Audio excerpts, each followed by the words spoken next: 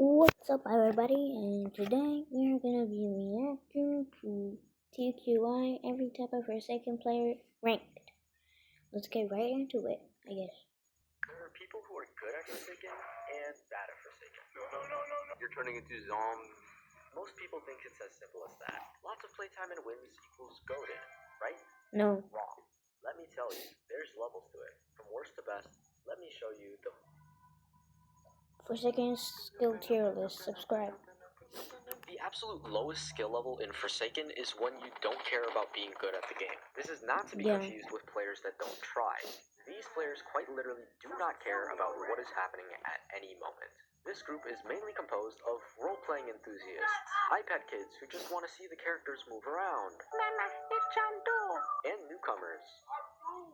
Specifically, the newcomers in this group are ones that are only playing because they've heard of Forsaken through TikTok or their friends, so they just want to see what the hype is about. The newcomers are the only ones that have a real chance at reaching a higher skill tier, for the most part. But overall, almost everyone in this tier either quits Forsaken entirely or spends 90% of their playtime in the lobby. It's funny that some people use not caring as an excuse for bad gameplay, which just goes to show how bad the players in this tier are.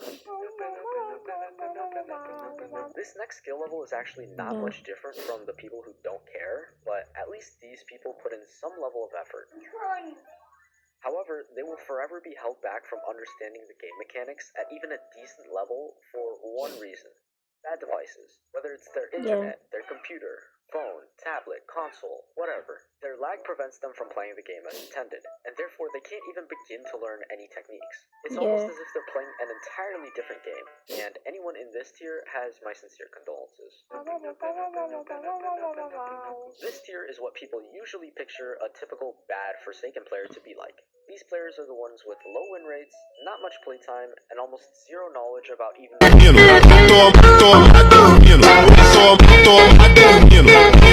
the point. Unlike the previous tiers, these players are capable of getting better due to having decent devices and not being 4 years old. But unfortunately, they rarely improve. It can be frustrating to play with these players as your teammates, but don't be mean to them. Who knows? Someday, they might be better than you. Nah, probably not.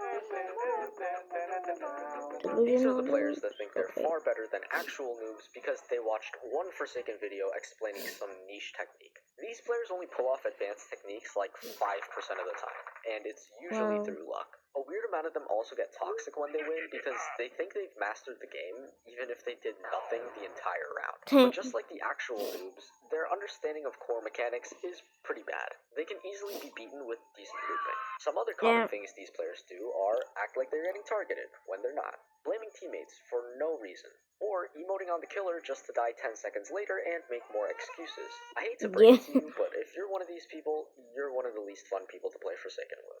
What the fuck are you talking about? Do you ever wonder Milestone why Hunters. some Milestone role players seem like they kinda suck?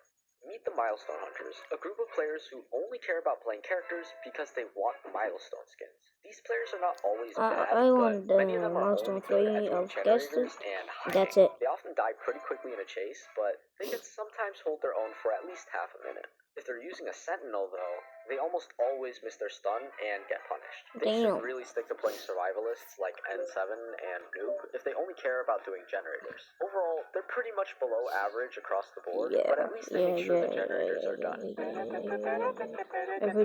This is your premier mid-level Forsaken player. They often have just 1 or 2 characters they play often, and they're alright at using them. Their core understanding of the game is solid, but can be broken down with advanced techniques and mind games. They pay decent mind to their teammates, and while they don't always help out, they don't always let you down either. The one thing they usually lack is game sense, and can sometimes fail to understand the objective at multiple points throughout the round. Honestly, I don't usually find myself trusting these survivors to get the job done, but overall, if every survivor was an average Joe, I wouldn't complain. No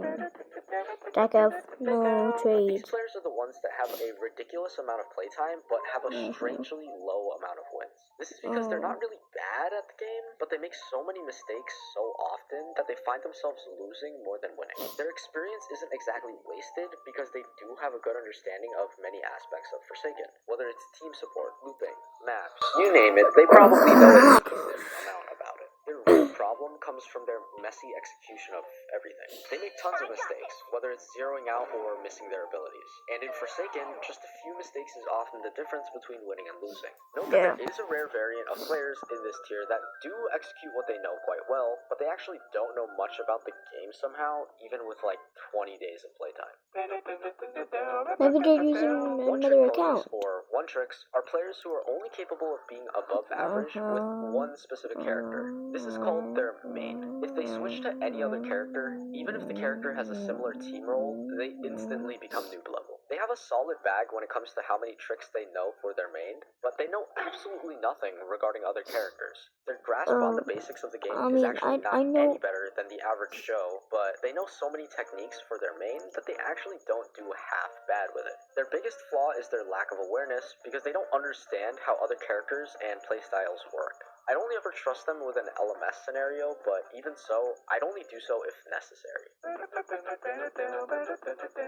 Team players are interesting because they're quite good compared to any other tier on the list so far. Their game sense is great, even impressive at times. They usually get familiar with a decent range of characters to improve their support knowledge. Their one problem, however, is that they almost do too much for the team. It works as a double-edged sword because if the team is full of advanced players, it works out great. But more often than not, teams are not coordinated or even skilled enough as individuals to make these efforts worth anything. On top of that, putting yourself in harm's way can sometimes lead to becoming an easy kill, which actually hurts the team more than anything. These players are usually better than one-tricks, but they actually win less because most Forsaken teammates aren't great.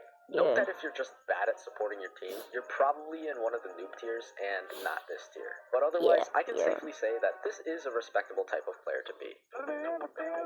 Advanced casual. Do you have that one friend that's weirdly good at any video game they touch? Maybe it's yourself.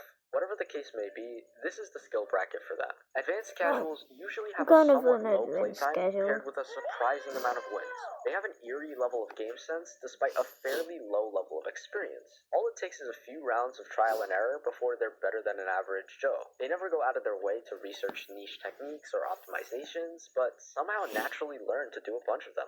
However, their main problem is that anyone with more experience and a deeper bag of techniques can easily catch them off guard. Their adaptability kind of makes up for this, but it still doesn't stop them from being outplayed. You can think of these players as the opposite of one-tricks. They aren't particularly great at any one character, but their understanding of the basics makes them far more reliable. The most impressive thing about these players is definitely how quickly they can learn. Players in this tier are quite timid and humble, so chances are if you think you're in this tier, you're probably not. In this tier, you're probably not. Sorry to burst your bubble. And now Also known as nerds, these players are pretty annoying. But I'd be lying if I said these players aren't good at the game. These players take the game way too seriously and prioritize optimizations, techniques, and advanced knowledge of the game. They'll be the type of players to know random stuff like how long you can loop around some rock in Planet Boss, or the amount of studs between this door and this door in Brandon Works. However, they also know really useful stuff, like the exact damage of every move, the cooldowns of every ability, and how long every map hazard affects you. The only times these players really fold is when they're under lots of pressure, especially with mind games. It takes a lot of experience to make use of all that knowledge in high-intensity situations, so I don't blame them for getting overwhelmed sometimes. But the annoying part is when you're playing just fine, but they still find some tiny thing to criticize based on some random Forsaken fact that you won't remember in a few hours. Another bothersome thing is how they react to losing mind games. They always predict expected plays, so when you pull something unexpected and it works, they just assume you were too stupid to even know how to execute the expected play. There's definitely some chill Forsaken nerds though, and there's some pretty neat teammates to have. No lifers. Now, before I say anything, it's important to understand that just because you have a lot of playtime doesn't mean you're in this tier. No lifers are players that have tons of playtime with the skills to show for it. They understand all the core mechanics, know many useful techniques, and do great with mind games. They've made tons of small adjustments to their gameplay over over hundreds of hours, setting them apart from the newer players who haven't even begun to think that deeply about it. They're incredibly good with at least one category of survivor, whether it's sentinels, survivalists, or supports. They probably have a ton of characters at milestone 4 simply from playing the game without focusing on EXP. There isn't really any notable weakness in their gameplay. I guess sometimes they aren't as informed as players in the analyst tier, so you can make use of some fresh new technique after a balance update to hopefully catch them off guard. Otherwise, you'll only really beat these players if your character matchup and the map for the round are in your favor. Of course, you also need to be better than an average Joe. Alright. Competitive gods. These players are so good that even no-lifers fear them. They make the top 1% look terrible at the game. Everything that the other tiers do well, these players do better. It can feel like no matter how tight you loop, these players will run you over with plenty of stamina left in the tank. They almost never fall for any tricks, mind games, or jukes. They could probably beat you in LMS with just 1 HP, and they'd probably kill you as a killer in under 20 seconds. Keep in mind, they can basically do all this with any playable character in the game. Their game sense is unholy, and their awareness would make you think that they have some type of digital spider sense. These players often get hacking accusations, but in reality, they're just part of some competitive Forsaken team. The only real way to beat these guys is by either having another competitive god on your side, incredible teamwork, or pure luck. Sometimes, if your plays are stupid enough, it can actually work on them. But 99% of the time, these guys are 10 steps ahead. Yeah, no, That's about all of the skill tiers that I've observed through my hundreds of hours playing Forsaken. Keep in mind that not everyone is playing to win all the time, so don't assume that a player is in a low tier just because they had one bad match. I hope it's clear what differentiates the best players from the rest, and I hope that you all can use this video to think about how you can improve yourself. Thanks for watching. That is gonna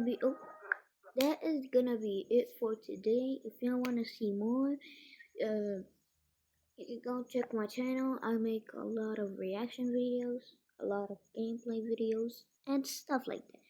So see you next time.